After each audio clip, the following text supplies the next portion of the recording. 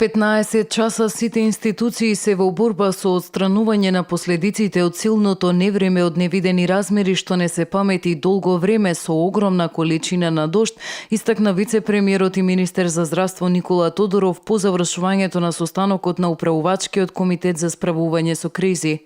За жал, при овие пребарувања беа досега најдени неколку починати лица во рамки на оваа бројка што ја кажав. Искрено сакам да упатам сочувство до семејствата на сите кои што претрпеа сериозна загуба и до сите граѓани на градот Скопје, кој што е најпогоден од ова невреме и од оваа природна катастрофа која што го зафати градот. Тој додаде дека од изутринава од 6 часот теренот се пребарува и со хеликоптери. Во овој период сме фокусирани прво на пребарување на целиот терен и излекување на оние кои што се во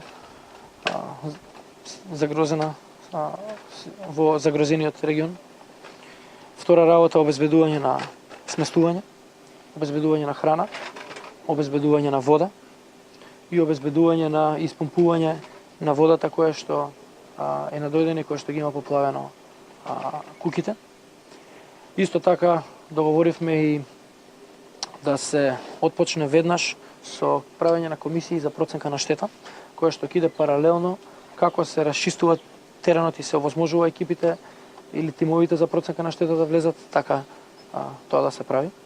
А исто така и донесовме одлука на управувачкиот комитет да предложиме на владата да прогласи кризна состојба во трајање од 15 дена во Скопскиот и во Тетовскиот регион. Нагласи дека договорено е да се отпочне со правење на комисии за проценка на штета која веднаш како се расчистува теренот ќе врши проценки. Тодоров потенцираше дека ќе предложат до владата прогласување на кризна состојба во трајање од 15 дена во Скопскиот и Тетовскиот регион.